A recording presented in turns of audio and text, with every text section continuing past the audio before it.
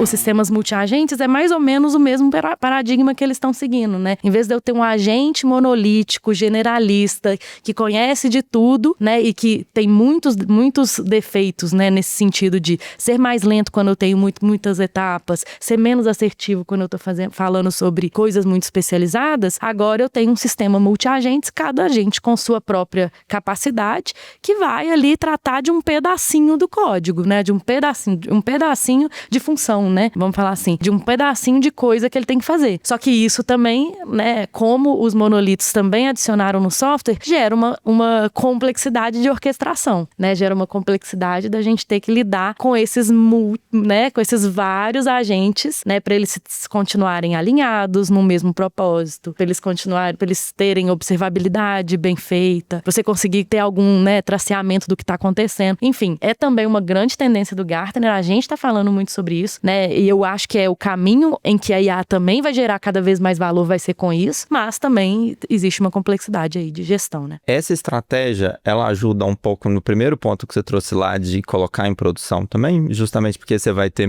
pedaços menores, digamos assim.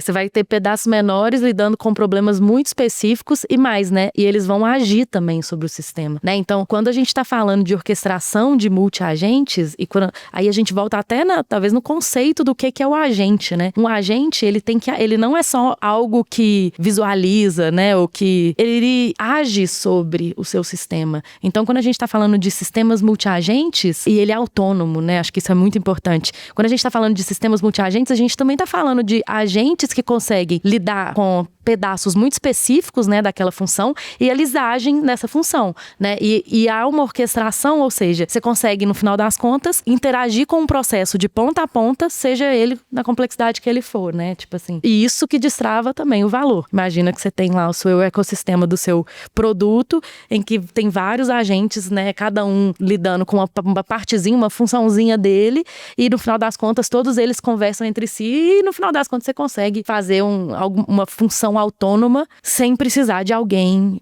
startando um processo ou algo assim, né? Ainda nesse ponto do genérico e do especialista, na visão de vocês, assim, pros C-levels que tem que tomar alguma decisão para um contexto assim, qual que é o viés que vocês colocariam como mais importante nessa decisão? É porque eu penso muito em segurança, mas eu não sei se esse é o principal. Olha, eu acho que segurança é sim, né? Porque cada um, como ele é especialista em uma coisa, ele consegue talvez isolar os dados que ele precisa.